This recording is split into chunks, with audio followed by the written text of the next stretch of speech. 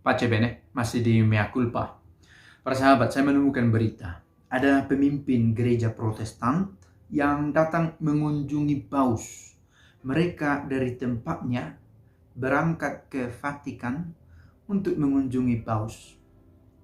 Oke, bisa dicari secara spesifik tentang kunjungan ini. Bukan satu kunjungan, bukan hanya dua kunjungan, tapi berbagai kunjungan dilakukan oleh pemimpin gereja Protestan untuk bersilaturahmi ke pemimpin tertinggi gereja Katolik di Vatikan, kepada Paus. Dan bukan hanya Protestan, non-Katolik bisa juga termasuk dari gereja Ortodoks membuat kunjungan ke Vatikan. Oke, untuk saya ini nilainya besar sekali. Ada orang yang mencoba menyuarakan oikumene, kesatuannya Kristen, oikos, rumah, monos, satu rumah. Maka ada kerinduan untuk berkumpul.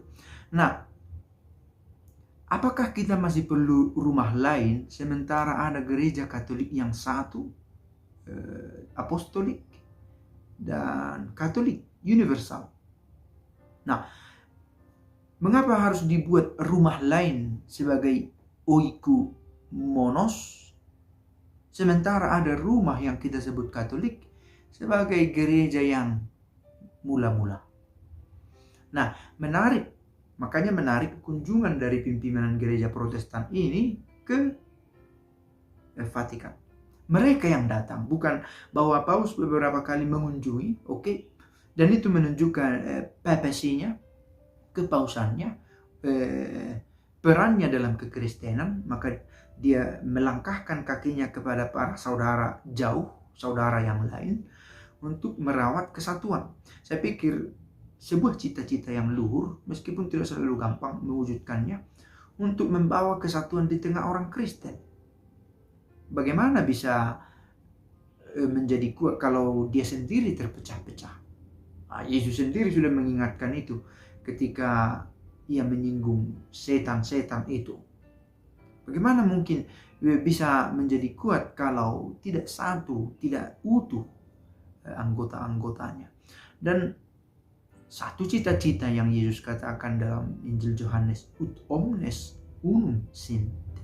Dan sesuai juga dengan intensi doa dari pekan doa sedunia pada masa ini, kesatuan. Nah, gereja Katolik memiliki keinginan untuk membawa kesatuan, dan itu harus ada dalam DNA-nya Katolik. Karena karakter Katolik itu adalah satu, kudus, Katolik, dan apostolik. Satulah yang gereja yang dibentuknya. Universal lah gereja itu, tidak dibagi-bagi oleh suku, oleh bahasa, oleh region.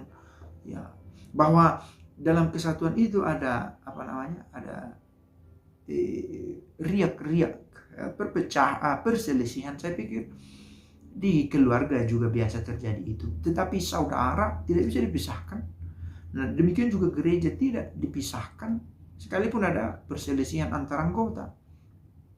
Oke, maka kesatuan itu dirawat oleh Katolik. Semoga saja cita-cita luhur ini tidak diabaikan.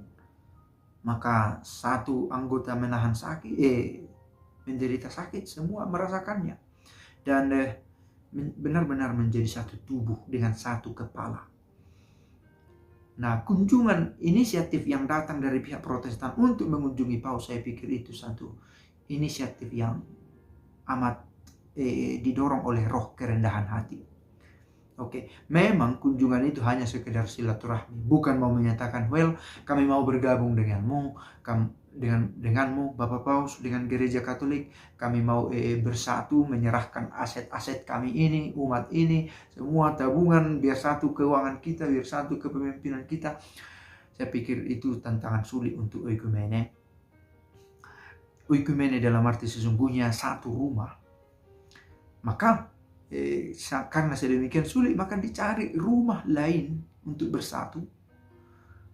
Padahal bisa sebenarnya bersatu di gereja Katolik, tetapi jabatan-jabatan yang sudah ada, kalau nanti dilebur ke gereja Katolik, bisa hilang, bisa harus menyesuaikan dengan hukum yang lebih kuat. Kalau dipakai hukumnya canonical law-nya gereja Katolik, itu bisa menjadi sebuah kesulitan. Maka saya pikir hanya sekedar cita-cita pun untuk mau mengunjungi itu sesuatu yang positif.